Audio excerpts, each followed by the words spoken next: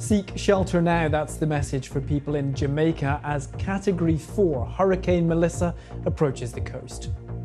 We are moments away from preliminary results in midterm elections in Argentina, viewed as a crucial test for President Javier Milei. Here in Buenos Aires, crowds of President Javier Milei's supporters have gathered outside the hotel where he is watching the results, hoping to boost the number of seats he has in Congress. The UK's Deputy Prime Minister says a migrant sex offender wrongly released from prison and then rearrested will be deported this week. And French authorities arrest 2 suspects in connection with the theft of crown jewels from Paris's Louvre Museum last week. President Donald Trump is on his way here to Japan in the second leg of his Asia tour. The US leader's arrival presents an early test for the country's new Prime Minister, Sanae Takaishi.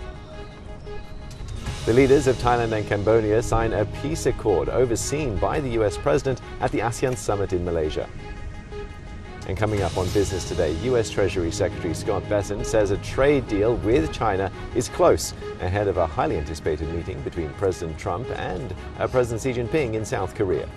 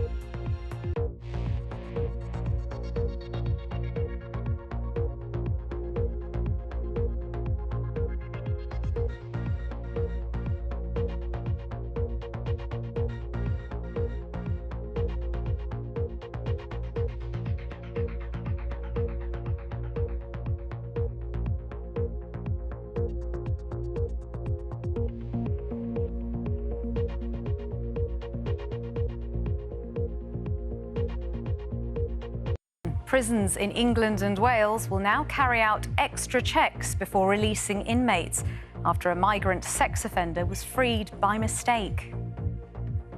Hadush Kabatu was arrested yesterday following a manhunt. This afternoon, the Justice Secretary is expected to announce an inquiry into what happened. Also coming up on the programme, an issue that sparked protests across the country. Now, a damning report from MPs says billions of pounds of taxpayers' money has been squandered on housing asylum seekers in hotels. A law protecting tenants from dangerous social housing conditions comes into force in England today in memory of a 2-year-old boy who died after exposure to mould at home. People in Jamaica are bracing for the impact of Hurricane Melissa, which is forecast to bring life-threatening floods and landslides in the coming hours. You know, it wasn't just my job. I lost my home, I lost my friends, I lost my future. King Charles has unveiled the UK's first national memorial to LGBT+ military personnel after decades of campaigning by veterans.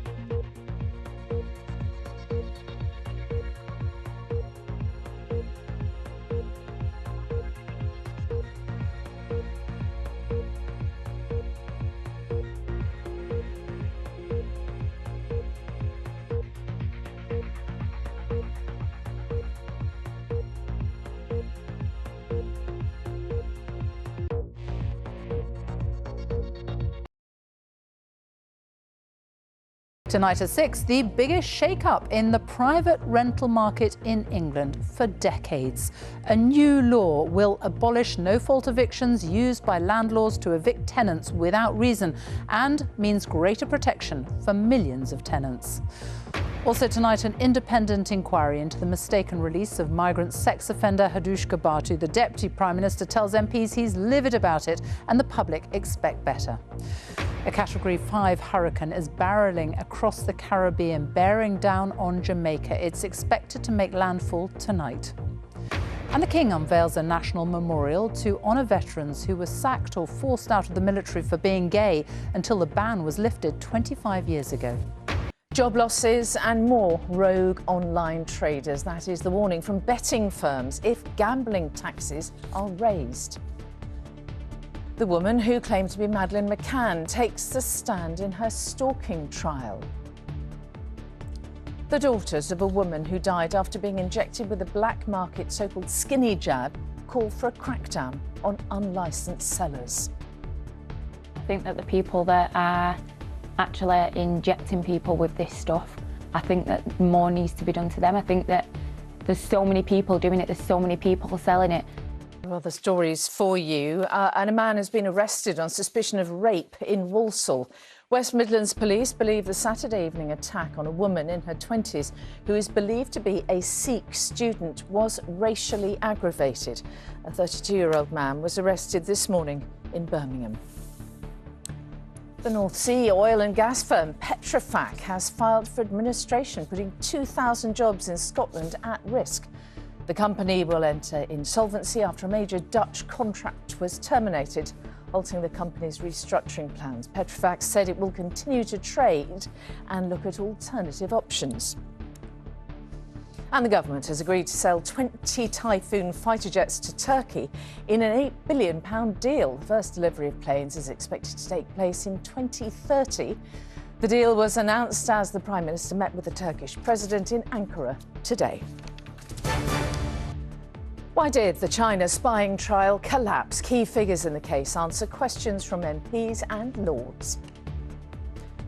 We sit down with Caroline Flack's mother about her search for answers 5 years after the TV presenter's death. It's given me clarity, but it hasn't given me closure. And I think that's the hardest thing. You know, I now know that things weren't done very well. The battle for equal love in the armed forces. The King pays tribute to lesbian, gay, bisexual and transgender military personnel. Monday for many, but will those colder temperatures continue?